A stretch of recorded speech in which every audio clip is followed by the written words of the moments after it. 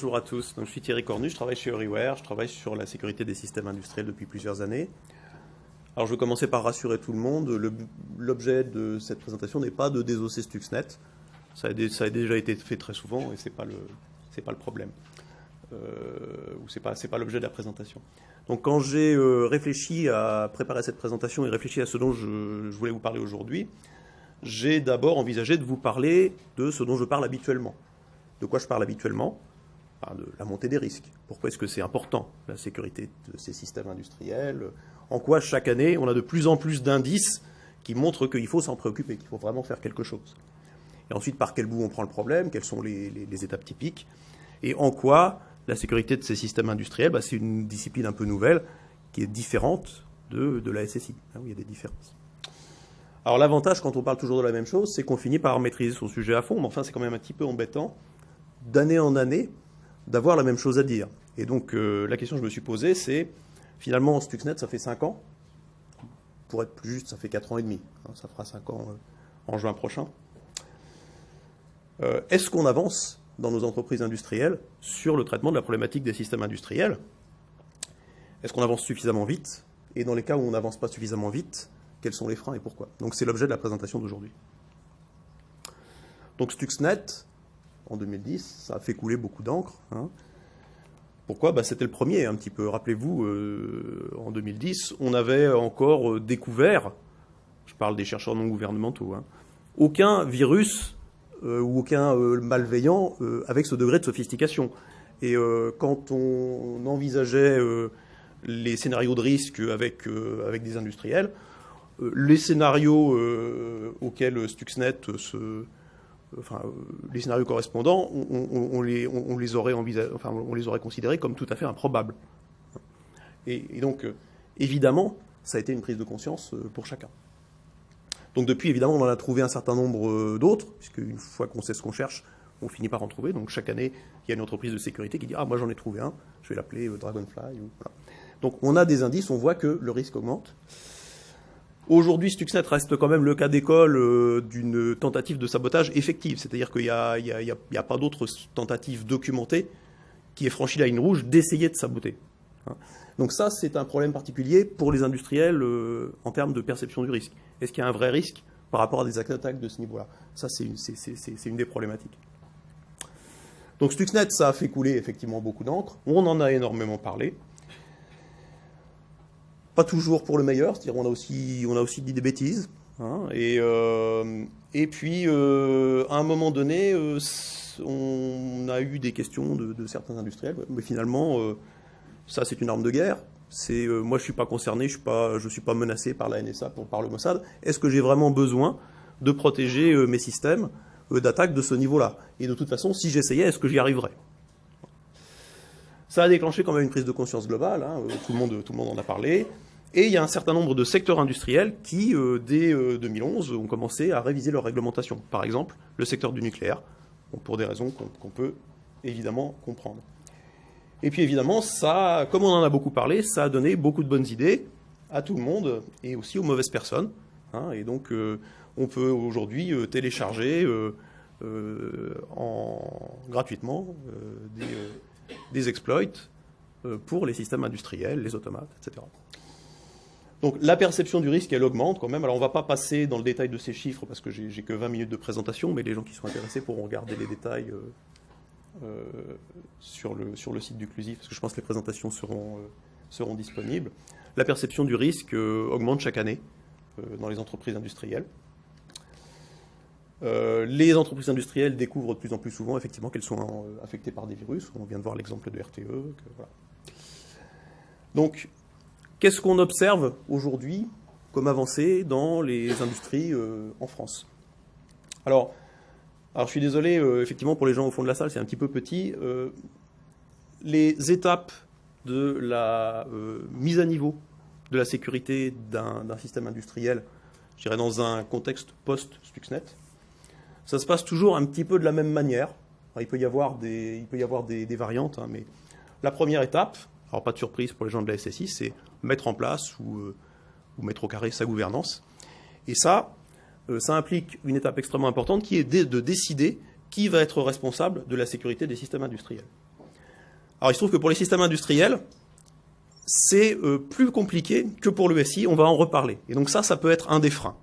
Qui donc va être responsable de mener ce chantier? Une fois qu'on a désigné la personne qui va être en charge, et puis qu'on lui donne donc un réseau de correspondants et de responsables locaux, évidemment, puisqu'il faut avoir les leviers pour agir, les étapes classiques, c'est élaborer ce que j'appelle un cadre. Donc pour un grand groupe industriel qui a des processus d'ingénierie extrêmement structurés, ça peut être revoir son référentiel d'ingénierie et son référentiel SI pour intégrer ces risques-là, donc le réécrire ou le refondre. Pour une PME, ça peut être tout simplement intégrer ces procédures. Dans tous les cas, cette étape-là, elle intègre une décision sur le niveau de sécurité qu'on souhaite atteindre et l'objectif qu'on souhaite se donner par rapport à la sécurité de ces systèmes industriels. Et l'objectif qu'on va se donner, il va dépendre du métier dans lequel on travaille, du niveau de risque qu'on a, du type de réglementation auquel on est soumis ou qu'on anticipe. Une fois qu'on a un objectif et qu'on sait à quel niveau on veut amener ces systèmes industriels quand ils ne sont pas suffisamment sécurisés, en général, ce qu'on fait, c'est on fait un état des lieux, on fait le tour des popotes, on regarde ce qu'on a comme système industriel. Dans certains cas, on en découvre des nouveaux qu'on ne connaissait pas, ou dont l'existence n'était pas vraiment très bien répertoriée. Ça arrive. Ça dépend des métiers. Et puis, on peut également commencer à déployer à titre expérimental les nouvelles mesures qu'on a imaginées, voir ce que ça donne. Et puis, mesurer l'écart entre la cible qu'on s'est donnée et puis l'état qu'on a dans ces différents sites industriels, de manière à planifier et puis à budgéter la mise à niveau de ces systèmes. C'est ensuite seulement que commence le déploiement. Une fois qu'une première mise à niveau est faite, il y a une phase que je n'ai pas mise sur ce transparent, mais qu'on peut garder en tête aussi, c'est effectivement le run, c'est-à-dire le maintien au bon niveau, qui reste un effort.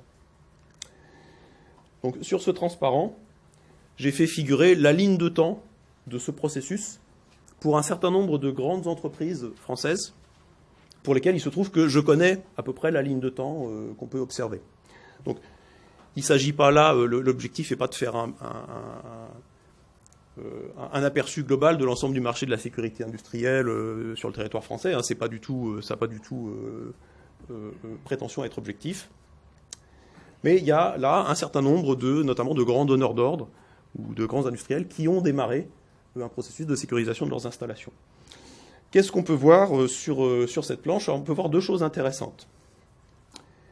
Première chose qu'on peut constater, alors on pouvait s'en douter, c'est qu'entre le moment où on démarre l'effort de mise à niveau de ces systèmes industriels, c'est-à-dire commencer par nommer un responsable s'il n'existe pas, et ensuite dérouler le processus, et le moment où on déroule les actions d'amélioration effectives, c'est-à-dire déployées sur le terrain, il peut s'écouler 9 à 12 mois, au minimum. Et dans certains cas, ça peut être plus compliqué. Alors là, je parle évidemment des grands groupes. Deuxième chose qu'on peut voir, c'est qu'il y a un secteur, qui est l'industrie nucléaire, qui a démarré avant tout le monde, ou avant les autres. Peut-être à l'exception du réseau électrique. Alors la grille électrique, c'est un secteur que je n'ai pas fait figurer là, mais qui a démarré des choses aussi un petit peu en avance. Donc l'industrie nucléaire a démarré courant 2012, un processus de ce type. Donc il y a un certain nombre d'entreprises françaises du nucléaire qui sont aujourd'hui bien engagées dans un processus de sécurisation de leur système industriel. D'autres secteurs industriels critiques, l'industrie pétrolière, le transport ferroviaire, en fait, ont démarré cette année. Dans beaucoup de grands groupes industriels, la nomination de RSSI industriel, donc spécifique pour le domaine, au niveau des groupes industriels, a commencé au printemps de 2014. Donc vous voyez que c'est quelque chose qui est encore tout récent. Alors on pourrait évidemment corréler ce phénomène avec le calendrier de nos autorités de tutelle, avec les groupes de travail de l'ANSSI qui ont démarré en 2013, qui sont poursuivis en 2014. On voit à l'évidence une corrélation avec la loi de programmation militaire. Quand on regarde ce qui se passe dans d'autres pays, on a notamment, en tout cas en Europe, on observe des phénomènes similaires. Donc en fait, ça veut dire que l'ANSSI aide, bien sûr, accompagne ce mouvement, mais n'est pas le seul facteur qui mobilise les industriels sur ce sujet-là. Donc on voit que le processus est relativement long, qu'il y a un certain nombre de freins. Pourquoi est-ce qu'on ne va pas plus vite sur ces sujets? ce dont on nous parle évidemment en premier et qui vient à l'esprit régulièrement, c'est bon, d'abord, ça coûte la sécurité. Nous sommes dans des périodes de restriction, des coûts, de recherche de productivité maximale. Je n'ai pas de retour sur investissement sur les coûts que je vais déployer au niveau de la cybersécurité. Donc c'est un problème. C'est le premier argument, évidemment. Deuxième argument qui vient régulièrement, c'est « Ah oui, mais en plus, mon système industriel, il va être beaucoup moins pratique à utiliser. Il y a des choses que je ne pourrais plus faire. Ça va mettre un frein à l'utilisation que je vais pouvoir en faire, à ma productivité, à la facilité d'utilisation. Et en plus de ça, il est possible que dans certains cas, ça soit même incompatible avec la sécurité industrielle, enfin la sûreté de fonctionnement. Ce qui, généralement, n'est pas exact.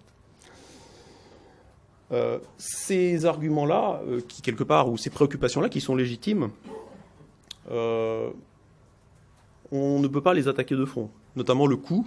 On ne peut pas promettre plus de sécurité gratuitement. Donc de toute façon, bien sûr, ça va coûter. Mais ces freins, en fait, correspondent plus à des symptômes. Les causes effectives qui mènent à ces objections-là, elles sont de plusieurs ordres. Alors, il y en a trois principales, il peut y en avoir d'autres, mais que j'ai citées sur ce transparent. La première, c'est la difficulté des opérateurs industriels à appréhender le risque effectif et notamment à le quantifier. Ça, on va en reparler. La deuxième, c'est la difficulté d'organisation liée à la mise en place de la gouvernance. Je disais tout à l'heure, décider qui va être responsable de la sécurité des systèmes industriels. On va expliquer pourquoi ça peut être dans certains cas un problème. Et puis la troisième difficulté, donc il y a plusieurs orateurs qui en ont déjà parlé. Ceux d'entre vous qui ont commencé à travailler sur ce sujet-là l'ont touché du doigt. C'est l'écart de culture entre les pratiques de la SSI d'un côté, les gens qui viennent des systèmes d'information, et puis les pratiques de la production industrielle de l'autre. La perception du risque, tout d'abord, par les opérateurs. Alors, il y a un risque que les opérateurs industriels perçoivent très bien, tous, et donc qu'en général, en tout cas pour ceux qui ont de nombreux sites, ils traitent déjà, ce sont les virus.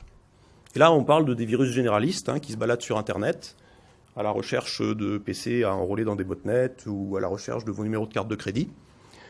Donc c'est la menace non ciblée qui se retrouve sur le réseau industriel par inadvertance, qui a vu de la lumière et qui est rentrée, mais qui n'est pas conçue spécifiquement pour endommager le système industriel.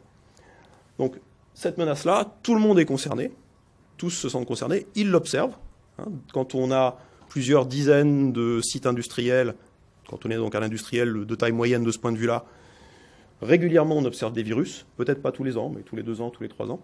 Quand on est un très grand industriel avec plusieurs centaines de sites, un grand pétrolier, un géant de l'agroalimentaire, tous les ans, on a plusieurs incidents viraux sur ces sites industriels, systématiquement. Donc ce risque, il est géré aujourd'hui, et depuis un certain nombre d'années déjà, par les opérateurs industriels. Donc ils ne partent jamais de zéro, en général, ils gèrent au moins ce risque-là. Il est tout en bas de l'échelle des risques parce que, en général, ces virus, souvent, ils sont même inoffensifs pour le système industriel, on l'a vu dans le cas de RTE, même quand ils ont un effet destructif, au pire, alors évidemment c'est toujours embêtant, ce qu'ils vont faire, c'est mettre hors service, dans le pire des scénarios, l'ensemble des postes de travail et des serveurs sous Windows. Il se trouve que tous les systèmes industriels, avec des risques industriels forts, sont capables ont les moyens d'être amenés dans un état sans risque, dans un état stable, en l'absence de tous ces systèmes, s'ils sont conçus correctement.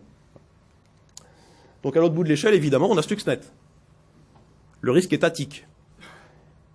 Et là, le problème est, est-ce que je suis concerné, moi industriel, par ce risque-là? Est-ce que je dois m'en préoccuper? Et là, il y a un vrai problème par rapport à ça, puisque donc, tout le monde parle on parle tous de Stuxnet, on l'a tous en tête, mais on ne l'a pas observé sur ces sites industriels, la tentative de destruction. Donc finalement, est-ce qu'elle est avérée? Est-ce qu'il faut en faire quelque chose? Et là, il y a un problème. Donc, pour déclencher la décision d'agir, il y a une problématique. Donc, quelles sont les industries qui sont concernées par ce risque étatique? Alors, au minimum, l'industrie nucléaire, les industries de défense. Quand vous opérez une centrale nucléaire, les réglementations selon lesquelles vous opérez sont très explicites. Vous devez de prendre en compte ce risque. Et donc, vous devez de mettre en œuvre les moyens pour pour vous en protéger. Évidemment, il y a toute une palette de risques intermédiaires que les industries traitent ou non en fonction de leur métier, en fonction de leurs risques et puis en fonction de leur maturité.